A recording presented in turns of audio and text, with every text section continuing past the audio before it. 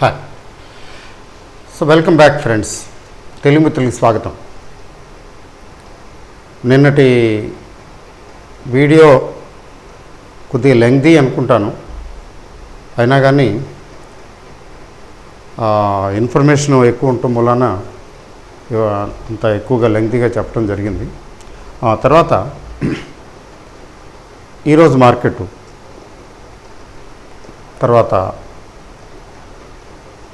ఈ flat market అంటే ఈరోజు చూశారు కదా, పెరగలేదు తగ్గలేదు.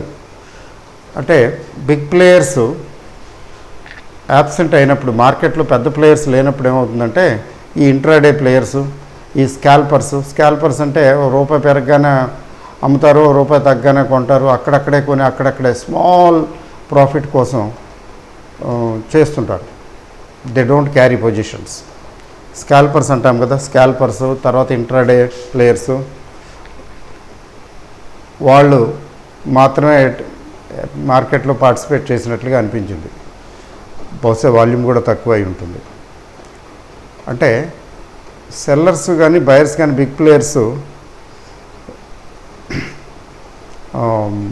ఒక రేంజ్ ఉంటుంది వాళ్ళకి.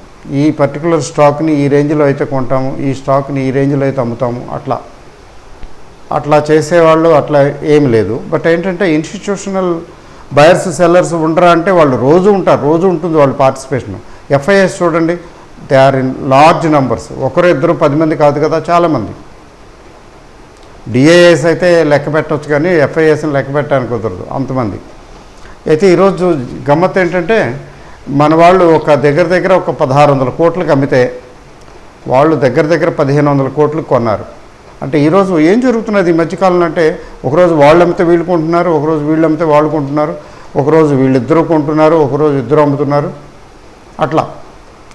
అయితే ఇద్దరు కొనేది ఇద్దరు అమ్మేది కోయిన్సైడ్ అవుతున్నది, కానీ ఈవెంటు అయితే అక్కడ పెద్దగా ఏమీ వాల్యూస్ ఎక్కువ క్వాంటిటీస్లోకి వెళ్ళటం లేదు, ఇద్దరు వన్ సైడ్ అయినప్పుడు.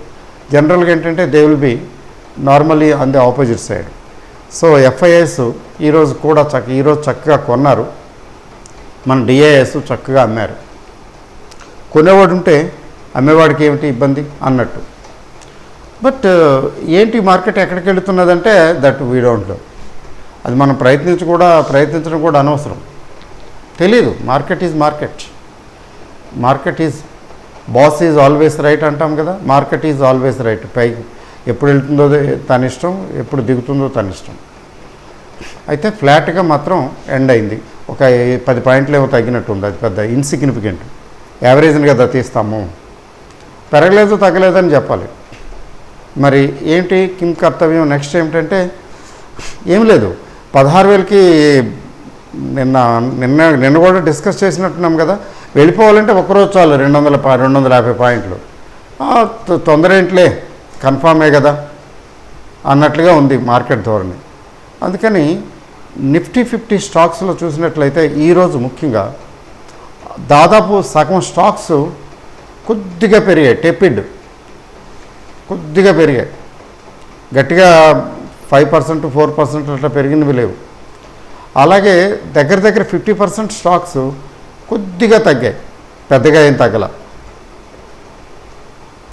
ఎస్బీఐ లాంటి స్టాక్స్లో అయితే ప్రాఫిట్ బుకింగ్ ఇప్పటికీ కంటిన్యూ అవుతూనే ఉంది, కొద్దిగా చాలా నామినల్ అనమాట. డాక్టర్ రెడ్డిస్ ల్యాబ్లో ఈరోజు కొంచెం సెల్లింగ్ రాబోయింది, కానీ మొత్తానికి కుదరలా, బయింగ్ వచ్చేసింది, సపోర్టు తీసుకుంది. అట్లా ఏంటంటే అక్కడే ఏ పెద్ద మూమెంట్ లేదు. నిఫ్టీ 50 స్టాక్స్లో ట్రేడింగ్ ఏం పెద్దగా చేయటం లేదు, పెద్దగా అమ్మటం లేదు, పెద్దగా కొనటం లేదు. అందువల్ల ఈ డిఫరెన్స్ పెద్దగా రావటం లేదు. మరి ఎక్కడ వస్తున్నదంటే broad width of the market తీసుకుంటే gainers are more than losers. ఎక్కువ కాదు, కానీ ఒక 6:4 రేషియో తీసుకోవచ్చు. 60% షేర్లు బ్రాడ్గా బిఎస్సిలో తీసుకున్నట్లయితే సుమారుగా 60% షేర్లు ఏమో పెరిగినాయి, కాస్త కోస్త ఎక్కువ తక్కువ.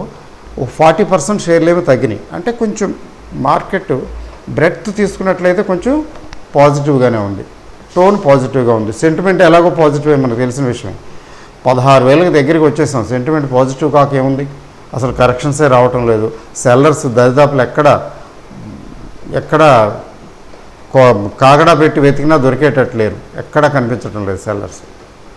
ఎక్కడో దాక్కుని ఉంటారు ఏ పొదల్లోనూ, ఎప్పుడో గెరిల్లా వారు చేద్దామని. అంతేగాని డైరెక్ట్గా ఫైట్ చేసే అంత హిమ్మత్తు వాళ్ళకి లేదు కదా. సో ఈ నేపథ్యంలో మార్కెట్ మనం ఏంటంటే మనకి సదాబహారు ఎప్పటిదప్పుడే. నిన్న మనం డిస్కస్ చేసాం కొన్ని స్టాక్స్, మీరు అబ్జర్వేషన్లో పెట్టుంటారు కదా.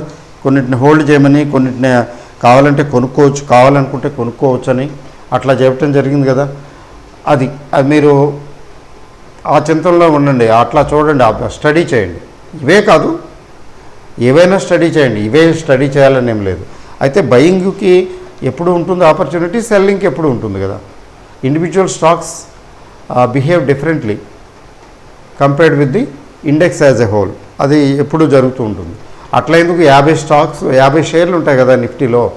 50 షేర్లు ఒక రోజున పెరగటం కానీ 50 షేర్లు ఒక రోజున తగ్గటం కానీ జనరల్గా జరగదు. కొన్ని పెరిగితే మార్కెట్ పెరుగుతుంది, కానీ కొన్ని షేర్లు పెరగవు. ఆ నిఫ్టీ 50లోనే టోటల్ వెయిటేజ్ని తీసుకుని మనం తీస్తాము ఏంటి, నిఫ్టీ పెరిగిందా తగ్గిందని, యాజ్ ఎ హోల్ బాస్కెట్ లాగా, బాస్కెట్ ఆఫ్ 50 కదా. సో ఇప్పుడు చూడండి, ఈరోజు కూడా నేను స్క్రిప్ట్స్ గురించే మాట్లాడతాను, మిగతాది అంత అవసరం లేదని అనిపిస్తుంది. ఏంటి ఈరోజు చూడండి, ఈరోజు పెరిగిన వాటిలో తీసుకుంటే చిన్న కంపెనీ హెచ్పిఎల్ ఎలక్ట్రిక్, మీరు వినే ఉంటారు, చాలాసార్లు డిస్కస్ చేసి ఉంటాను. HPL electric and power company, ఇది ఈరోజు 10% అప్ అండి. ఎంతలో 10% అప్, ఇప్పుడు ఇది 61+ ఎంతో వచ్చింది. 3 సంవత్సరాల కిందట 204 రూపాయలకి ఐపీఓ వచ్చింది. ఇది 204 రూపాయల ఐపీఓ. ఆ తర్వాత క్షీణిస్తూ 20-25 కూడా వచ్చినట్టుంది కోవిడ్ టైంలో. అయితే ఇటీవల ఈ కంపెనీకి ఎక్కడ దగ్గర 700 కోట్ల ఆర్డర్లు ఉన్నాయట. వీళ్ళు స్మార్ట్ మీటర్స్, ఎలక్ట్రికల్ వీటిల్లో స్మార్ట్ మీటర్స్లో వీళ్ళు అగ్రగాములు. ఈ స్మార్ట్ మీటర్స్ వస్తున్నాయి కదా. ఈ స్మార్ట్ మీటర్స్ ఇంకా చాలా ఉన్నాయి, వీళ్ళది వైడ్ రేంజ్ ఆఫ్ ప్రోడక్ట్స్ ఉన్నాయి. మరి మీటర్స్ ఒకటే కాదు, అయితే మీటర్స్ ఎక్కువ. అయితే ఈ మధ్యన మొత్తానికి కొంచెం పుంజుకుంటున్నది. ఇది 40-45లో చాలా కాలం ఉంది. మూడినే నేరో రేంజ్, నేరో అంటే చెప్పాలంటే సైడ్ వేస్, అక్కడే 40-45 పెరగలేదు తగ్గలేదు, అలా ఉంటూ కొన్ని నెలల పాటు ఉండి అక్కడి నుంచి మెల్లిగా బ్రేక్అవుట్ అయింది. కొద్దిగా ఊపిరి పీల్చుకుని పైకి రావటం మొదలుపెట్టింది. ఒకసారి ఆ మధ్యన ఒక్క రోజులోనే 10 రూపాయలు 8 రూపాయలు పెరిగిపోయి 60కి వెళ్ళిపోయింది సడన్గా. మళ్ళీ తర్వాత సెల్లింగ్ వచ్చేస్తుంది. ఫస్ట్ టైం ఎప్పుడైనా ఏదైనా బ్రేక్అవుట్ అయి పెరిగితే చాలామంది ఎంతో కాలంగా వెయిట్ చేస్తుంటారు కదా, ఇది పెరగట్లేదు అని రోజు చూసుకుని కుమిలిపోతూ ఉంటాం. సహజం, రోజు చూసుకుని ఏంటి పెరగటం లేదు, నాది ఇంత రెడ్లో ఉందని ఆలోచిస్తాం. కొద్దిగా ఎక్కువలో కొనుక్కుంటే మరీ బాధగా ఉంటుంది చూడటానికి. ఎంతకీ పెరగదు. 100 రూపాయలకు కొన్నాం అనుకోండి, ఎందుకంటే ఇది 100, 120, 204 రూపాయలు ఐపీఓ అంటే మరి ఎక్కువలో కొనుక్కున్న వాళ్ళు ఉంటారు కదా సహజంగా, 100, 120 అట్లా చూస్తుంటే ఇదేంటి ఇది పెరగటం లేదు. 120 దగ్గర కొన్నాం అనుకోండి, 40 రూపాయలకు ఉంటే ఏమవుతుంది, 1/3 అయింది అంటే 2/3 గయా, డబ్బులు పోయినట్టే కదా, అంటే ఆన్ పేపర్. అట్లాంటిది సడన్గా ఒక్క రోజుకి 60 వచ్చేటప్పటికి బాగా పెరిగిపోయి ఒకరోజు సడన్గా అప్పర్ సర్క్యూట్కి వెళ్ళిపోయింది అనుకుంటా. అక్కడ ఫస్ట్ టైం జనరల్గా వస్తుంది కదా, there is a tremendous selling pressure. మళ్ళీ 45కి వచ్చేసింది, 40-45కి. అంటే అట్లా రోజుకి ఒక రోజు 2 రోజులు తగ్గేటప్పటికి ఇంకా సెల్లింగ్ వస్తుంది. అమ్మో ఇది పెరుగుతుంది అనుకుంటే ఇంకా పెరిగేటట్లేదు, మళ్ళీ వెళ్ళిపోతున్నామో 20-25 ఎందుకులే వదిలించుకుంటానని అట్లా చేస్తారు. కాబట్టి అట్లా వచ్చింది.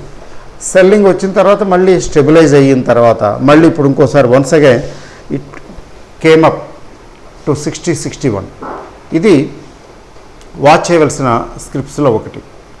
అంటే కొనుక్కోవచ్చా అంటే కొనుక్కోవటానికి మళ్ళీ సెకండ్ టాప్కి వచ్చింది, డబుల్ టాప్ అంటాం దీన్ని. కాబట్టి ఇక్కడ డబుల్ టాప్ దగ్గర కొనుక్కోవటం బెటర్ వెయిట్ నేను అనుకోవటం. తగ్గితే కొనుక్కుంటే మంచిది కదా. వాచ్ చేయవలసిన వాటిల్లో ఇదొకటి. చిన్న కంపెనీ పెరగటం మొదలు పెడితే ఏముంది, 60, 70, 80, 90, 100కి ఇవి ఎక్కువ టైం తీసుకోవి చిన్న కంపెనీలు. చిన్న కంపెనీలకు ఉన్న విశేషమే అది. It's a small cap. తర్వాత బిర్లా సాఫ్ట్, నేను కూడా మాట్లాడాను బహుశా.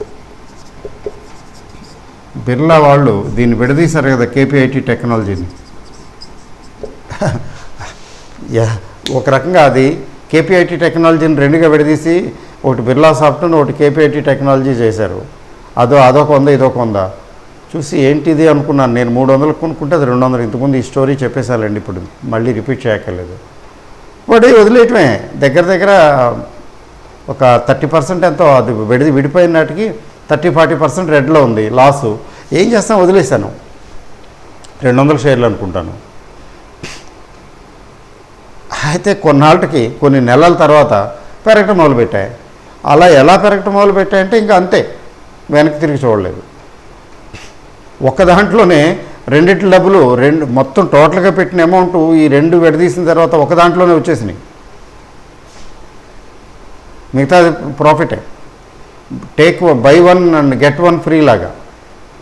అయితే నాకు చాలా 1.5-2 సంవత్సరాలు కదా కొంత తీసేసాను. మోర్ దాన్ 60%, 70% తీసేసి కొంచెం ఉంచాను. తర్వాత తర్వాత ఇది అలివి కావడం లేదని కొంత యాడ్ చేశాను ఏదో ఇందులోనూ. But whatever it is, ఈ బిర్లా సాఫ్ట్ ఒకటి, కేపీఐటీ టెక్నాలజీస్ ఒకటి పోటీలు పడి పెరుక్కుంటూ వచ్చాయి. బహుశా ఎంఎంబీసీలో అనుకుంటాను, ఎంఎంబీసీయో మల్టీ క్యాప్లోనూ దీన్ని డిస్కస్ చేయటం జరిగింది. ఈ బిర్లా సాఫ్ట్ ఈరోజు 10% పెరిగింది, 376 అయింది. ఇంకా ఉన్నాయి నా దగ్గర, అఫ్కోర్స్ కొద్దిగా ఉన్నాయి. 10% అప్. చిన్న కంపెనీలు కదండి, ఒకరోజు 10% పెరగటం అంటే ఒక 1.5-2 సంవత్సరాలు బ్యాంకులో ఫిక్స్డ్ డిపాజిట్ వేసుకుంటే దగ్గర 1.5-2 సంవత్సరాలకు వస్తాయంటే ట్యాక్స్ పేయర్ డిపాజిట్ చేసినట్లయితే ఆఫ్టర్ ట్యాక్స్ 10% రాదు 2 ఇయర్స్కి. ఆఫ్టర్ ట్యాక్స్ 10% కూడా రాదు కదా, అట్లా అనమాట. ఒక్కరోజు 2 రోజులు వచ్చేస్తాయి స్టాక్స్. అందుకని ఈ స్టాక్ మార్కెట్లో ఇన్వెస్ట్ చేసేవాళ్ళు దీనికి ఎడిక్ట్ అయిపోతారు. ఇంకొక రకమైనటువంటి ఇన్వెస్ట్మెంట్ చేయరు. ఈవెన్ డిబెంచర్స్ లాంటి డెట్ ఇన్స్ట్రుమెంట్స్లో పెట్టరా బాబు అన్నా కానీ మనసు అప్పదు. ఏదో చూసుకుంటే ఏదైనా గప్పుకుని 10-20% పెరిగిపోతే ఒక్క దెబ్బకి పిక్ చేసేయచ్చు. ఏంటి నీ అందులో డెట్ ఇన్స్ట్రుమెంట్స్లో పెట్టి వెయిట్ చేసి ముఖ్యంగా చిన్న అమౌంట్లు, థౌజండ్స్లోనూ ఫ్యూ ల్యాక్స్లోనూ ఇన్వెస్ట్మెంట్ ఉన్నవాళ్ళు పెద్ద అమౌంట్లో వాళ్ళు ఎలాగో వెళ్తారు, డెట్ ఇన్స్ట్రుమెంట్స్ కూడా వెళ్తారు. ఇక 2-3 లక్షలు, 4 లక్షలు, 5 లక్షలు అనుకోండి, డెట్ ఇన్స్ట్రుమెంట్స్కి వెళ్ళాలంటే మనసు అప్పకపోవచ్చు. ఎందుకు? Because of this only. తర్వాత ఇంకోటి చూడండి, గ్రోవర్ అండ్ వీల్ అని, ఇది కూడా చాలా చెప్పాలంటే లాంగ్విషింగ్ షేర్. ఇది GRAUER అండ్ వీల్. అయితే కంపెనీ మంచిదే, ప్రోడక్ట్ మంచిదే. ఇది పెయింట్స్కి సంబంధించి, ఆటోమొబైల్స్ పెయింట్స్ సంబంధించి ఏదో సర్టన్ కెమికల్ ఇవి తయారు చేస్తుంది. మంచి డిమాండ్ ఉన్నది, ప్రోడక్ట్కి స్ట్రెంగ్త్ ఉంది. బట్ అన్ఫార్చునేట్లీ 2 ఇయర్స్, లాస్ట్ 2.5 ఇయర్స్లో ఏమీ గ్రోత్ చూపించలేదు. ఇప్పుడిప్పుడే కొంచెం పికప్ అవుతున్నది. ఈరోజు 10% పెరిగింది. ఇది కూడా జాగ్రత్తగా వాచ్ చేయండి, స్టడీ చేయండి. స్టడీ చేసిన తర్వాత ఓకే బాగుందనుకుంటే వెళ్ళొచ్చు, లేదనుకుంటే వదిలేయచ్చు. 59 ఉంది ఇప్పుడు. బాగుందనుకుంటే కొనుక్కోవటం, లేదనుకుంటే ఎందుకు లేదనుకో వదిలేయటం. ఎన్నెన్ని కొంటాం? కొనాలంటే ఉన్నవి కొన్ని వదిలించుకోవాల్సి వస్తుంది, తప్పదు. తర్వాత ఈ 3 పక్కన పెట్టి ఇన్వెస్ట్మెంట్ కోసం స్పెసిఫిక్గా 3 సెలెక్ట్ చేశాను. ఏంటి? Scripts to watch for investment. ఇది కూడా వాచే, బయింగ్ కాదు, మీరు వాచ్ చేయవలసినటువంటి స్క్రిప్ట్స్. ఒకటి ఏంటంటే అరబిందో ఫార్మా, ఆరో ఫార్మా అంటాం కదా, అరబిందో ఫార్మా. ఈ ఆరో ఫార్మా నా ఫేవరెట్ షేర్లేండి. డెరివేటివ్స్లో కూడా చేస్తుంటాను, అప్పుడు చేసేవాడిని, ఇప్పుడు తగ్గించాను. లాట్ సైజ్ తగ్గించేసేటప్పటికి నాకు ఇంట్రెస్ట్ పోయింది. ఈ ఆరో pharma one of the good companies. ఎప్పుడో డిస్కస్ చేస్తున్నప్పుడు ఇది వీళ్ళు ఏదో ఫండ్స్ డైవర్ట్ చేశారనో, రియల్ ఎస్టేట్లో పెట్టేశారనో, ఇంకేదో వాళ్ళ గురించి ఏవో చెప్పుకొచ్చారు. ఆ రోజుల్లో ఇది బాగాలేదు, 500, 400, 600 ఉండేది. ఇప్పుడు బాగున్నప్పుడు ఎక్కలేని అన్నీ తీసుకొస్తారు, పడిపోయేటప్పుడు ఇది దీనిలో ఈ లోపం ఉంది ఆ లోపం ఉంది, లోపాలు ఎక్కువ వెతుకుతాం. But whatever it is finally it stage a come back. 1080, 1075, 1080 రేంజ్కి వెళ్ళింది హయ్యెస్ట్ ఈ మధ్యకాలంలోనే. అఫ్కోర్స్ నా దగ్గర ఉన్నాయి మ్యాక్సిమం అమ్మేసాను అనుకోండి ఆ మధ్యన. 1000+ 1060 అట్లా వచ్చినప్పుడు స్వింగ్లో తోసేసాను. తర్వాత మళ్ళీ ఎలాగో వస్తుంది కదా ఇది, ఎందుకంటే కొంచెం యాక్టివ్గా ఉంటుంది ఇది. నేను అనుకోవటం హై బీటా స్టాక్ కదా, ఎప్పటికప్పుడు దొరకపోతుందని తీసేస్తాను అనుకోండి. బట్ ఏంటంటే దగ్గర దగ్గర ₹100 తగ్గింది. 10.70, 10.80 నుంచి 9.80, ఇప్పుడు ఎంత 900 చిల్లర ఉంది, 972 ఉంది ఇప్పుడు. ఈ 972 ఉంది. ఏంటి దీని కథా కమామేష్ అంటే బుల్ ఆర్బిట్లోకి రాలేదు, ఇప్పుడు ఈ కరెక్షన్ మోడ్లో ఉంది. కరెక్షన్ మోడ్లోంచి just about to stage a comeback అని అనిపిస్తున్నది టెక్నికల్గా. నేను టెక్నికల్గా చూస్తే ఏమనిపిస్తున్నదంటే క్లియర్ బై సిగ్నల్ ఇంక ఇవ్వలేదు. అయితే very soon any time it may come in to bulls orbit, watch చేయాలి. లేదు వెళ్ళబోయి పైకి రికవర్ కాబోతూ పైకి వెళ్ళబోతూ 1-2 సార్లు మళ్ళీ పడిపోవచ్చు కూడా, కిందకి రావచ్చు కూడా. సో ఇది fundamentally good share, but at the same time right time to buy ఎగ్జాక్ట్గా వీలు పడదు అనుకోండి. బట్ సాధ్యమైనంత వరకు మనం టైమింగ్ చాలా ఇంపార్టెంట్. ఆ టైమింగ్ని కొంచెం ఎంతో కొంత మనం మానిటర్ చేయగలిగితే మనం విల్ మేక్ మనీ దేర్. కొంచెం రైట్ టైంలో రైట్ లాంటి టైంలో కొనుక్కోగలిగితే, ఎగ్జాక్ట్ రైట్ టైం అనేది తెలియదు అనుకోండి, కొంచెం రైట్ టైంలో ఎగ్జిట్ అవ్వగలిగితే ఆ డిఫరెన్స్ వీ విల్ ఎంజాయ్. అందుకని డిస్క్రిప్ ఈజ్ టు వాచ్. అయితే బై సిగ్నల్ ఇంకా ఇవ్వలేదు, దాదాపు ఇస్తున్నదే అనిపిస్తున్నది, అందుకని చెప్పాను. అయితే రెండోది బిర్లా కార్పొరేషన్. బిర్లా గ్రూపు షేర్లన్నీ బాగా పరిగెడుతున్నాయండి. ఈ బిర్లా కార్పొరేషను సిమెంట్ ఇంతకుముందు కూడా డిస్కస్ చేసినట్టున్నాను. ఈరోజు 1265కి ఎంతకు వచ్చినట్టుంది. ఎస్, 1265. ఎక్కడి నుంచి? 400 నుంచి. కోవిడ్ టైంలో 400కు 425కు వెళ్ళింది. అయితే స్ట్రాంగ్ రోబస్ట్ గ్రోత్ ఉన్నటువంటి company cement already by signal ఇచ్చేసింది. అందుకని దీన్ని కొనాలి అంటే ఈ రేట్లో కొనటం కంటే కొంచెం పిరువు అని చెప్పాలి. 12.65లో కొన్నటువంటి పిరువులో కొనాలంటే కొనుక్కోవచ్చు, అది వేరే సంగతి. By on dips. ఎప్పుడన్నా ఎక్కడైనా 1-2 రోజులు ఎక్కడైనా కరెక్షన్ వస్తే ఏమో ₹10-20, ₹30 తగ్గొచ్చు కదా, ఎక్కువ తగ్గకపోవచ్చు. పేషెన్స్ తోటి వెయిట్ చేస్తే ఎక్కడైనా 1200 ప్లస్ 1240, 1220, 1260, 1230 అట్లా ఆ రేంజ్ ఏదో ఒక రేంజ్ తీసుకుని వచ్చినప్పుడు ఇక్కడికన్నా కొంచెం తగ్గినప్పుడు కొనుక్కోగలిగితే this may move up further. ఏంది 100 పాయింట్లు, 100-150 పాయింట్లు ఇచ్చినా చాలు కదా గ్రోత్. అది అయితే స్టడీ చేయాలి ముందు, కంగారు పడి కొనేసుకోకూడదు. తర్వాత హెచ్డిఎఫ్సి లైఫ్. చాలా రోజులు నేను చూస్తూ ఉన్నాను, ఏదైనా పైకి వస్తుందేమో చెయ్యి అందిద్దామని. ఎట్లా అంటే కింద ఎవరో ఉన్నాడు, ఇలా చేయిస్తాం. ఎంత వంగుతాం, లిమిటేషన్ ఉంటుంది కదా, పూర్తిగా వంగలేం కదా. వాడు ఆ స్థాయికి వచ్చి చెయ్యి ఇవ్వగలిగిన స్థాయికి వస్తే మనం చెయ్యి ఇచ్చే పైకి లాగుతాం. అలా ఇది హెచ్డిఎఫ్సి లైఫ్ ఉండిపోయింది 600 చిల్లర దగ్గర. అంతకుముందు పెరిగింది, కరెక్షన్ వచ్చింది. అలా ఉండి నౌ ఎస్,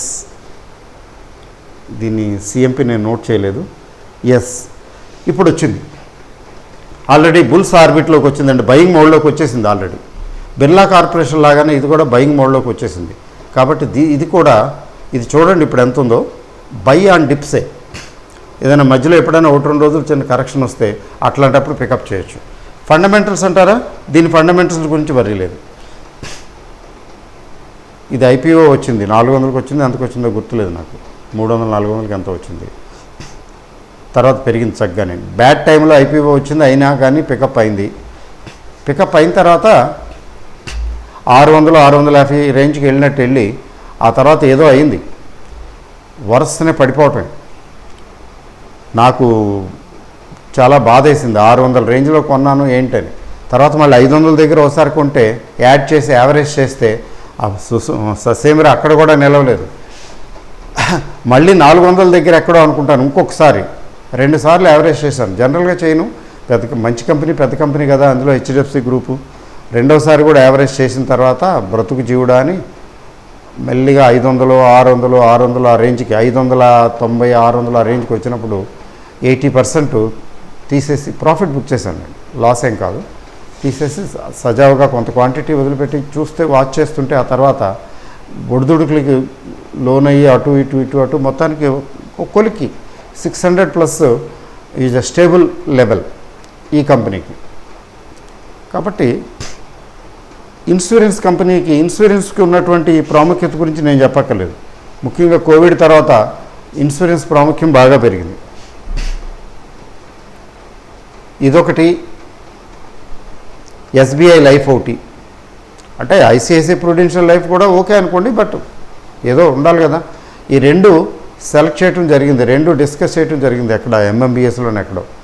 అప్పుడు స్టడీ చేస్తే ఇన్సూరెన్స్ కంపెనీలకి గ్రోత్ ప్రాస్పెక్ట్స్ బాగుంటాయని ఒకటి. ఈలోగా కరోనా వచ్చింది కాబట్టి చెప్పక్కర్లేదు, కన్ఫాము. రెండోది, ఈ గ్రూపు ఎస్బీఐ లైఫ్ కానీ హెచ్డిఎఫ్సి లైఫ్ కానీ దీనికి వీళ్ళ నెట్వర్క్ స్ట్రాంగ్గా ఉంటుంది. బ్యాంకుల వాళ్ళకే టార్గెట్లు పెట్టేస్తారు.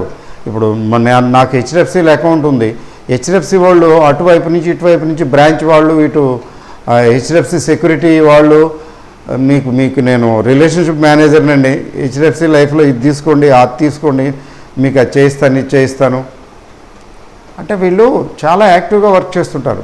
They do business very actively. Business promotion, sales promotion చాలా స్ట్రాంగ్గా ఉంటుంది. మా ఎస్బీఐలో అకౌంట్ ఉంది, ఎస్బీఐకి వెళ్తే బ్యాంక్ మేనేజర్ పట్టుకొని ఇంకా ఏం చేస్తాం, ఇదండి ఏదో తీసుకోండి, మీరు ఒకటి తీసుకోండి అన్నాడు, మొహమాట పెట్టేశాడు. చక్కగా సాధారణంగా క్యాబిన్లోకి పిలిపించి వాళ్ళు లిస్ట్ తయారు చేసుకుంటారు అనుకుంటా. 3 అకౌంట్లు ఉన్నాయి, ఏం చేస్తాం, 2 కరెంట్ అకౌంట్లు ఉన్నాయి, ఒకటేమో ఎస్బీఐ అకౌంట్ ఉంది, సరే అని ఏదో చేసాం. అట్లా అన్నమాట అందరూ చేస్తుంటారు. కాబట్టి ఇండియాలో ఇన్సూరెన్స్కి, హెల్త్ ఇన్సూరెన్స్కి, లైఫ్ ఇన్సూరెన్స్కి, రెంట్కి కూడా చాలా ఫ్యూచర్ ఉంది.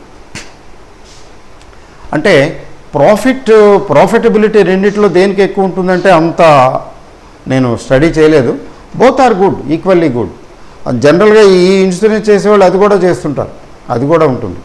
But whatever it is, insurance sector is here to stay and grow, here to sustain and grow. కాబట్టి వీటిల్లో ఇన్సూరెన్స్ సెక్టర్లో కొంచెం మంచి షేర్లు ఎంచుకుని డిప్పుల్లో, ఇప్పుడైతే స్మాల్ డిప్కి ఎంటర్ అయిపోవచ్చు. అదర్వైజ్ మార్కెట్లో కరెక్షన్స్ వచ్చినప్పుడు కూడా వీటిని గుర్తుపెట్టుకోవాలి. ఇన్సూరెన్స్ కంపెనీలు అన్నీ తగ్గుతాయి కాబట్టి ఇవి తగ్గుతాయి కదండి. ఇప్పుడు ఇదే 600 చిల్లర ఉంది, మార్కెట్లో కరెక్షన్ వచ్చింది అనుకోండి, 1000 పాయింట్లో 1500 పాయింట్లో, అట్లాంటప్పుడు ఇది 600 దగ్గర ఉంటుందా, గ్యారంటీ లేదు. Depends of course. 500, 540, 530కో వచ్చిందనుకోండి, it's a good opportunity to pick up. అప్పుడు చాయిస్లు పెరిగిపోతాయి. అది తగ్గింది, ఇది తగ్గింది, ఒక 100 షేర్లు కనపడతాయి కళ్ళ ముందు, అది తగ్గింది, ఇది తగ్గింది, ఏది కొనాలని ఇప్పుడు దీన్ని మర్చిపోతాం. ఇంతకన్నా ఎక్కువ తగ్గినవి కనపడతాయి కదా, వాటిని పికప్ చేసుకుంటాం. బట్ యాక్చువల్గా థియరీ ఏంటంటే, ఫాలింగ్ మార్కెట్లో ఎక్కువగా ఏ షేర్ అయితే పడుతుంది, ప్రతి షేరు పడుతుంది, కొన్ని షేర్లు పెద్దగా తగ్గవు. మార్కెట్లు తగ్గినా కొన్ని షేర్లు అంతగా తగ్గవు పెద్దగా, అవి స్ట్రాంగ్ అని అర్థం చేసుకోవాలి. వాటిల్లో ఎంటర్ అయితే బాగుంటుంది. కానీ ఏం చేస్తాము, అమ్మో 40% తగ్గిపోయింది ఇది, కాబట్టి ఇది ఎంటర్ చేస్తూ ఉంటాం. అంత 40% తగ్గిపోయిందంటే వీక్ అనే అర్థం కదా. ఇది 20% తగ్గింది, ఇది కాదు 40% తగ్గిందే కొంటానంటాడు, మనం ఏం చేయలేం. బట్ 20% తగ్గింది, అదేమో 30%, 40% తగ్గింది అంటే 20% తగ్గిన దానికే ప్రిఫరెన్స్ ఇవ్వాలి. ఎందుకు ఇవ్వాలి అంటే అది మార్కెట్ పడినా కానీ ఎక్కువగా తగ్గలేదని అర్థం.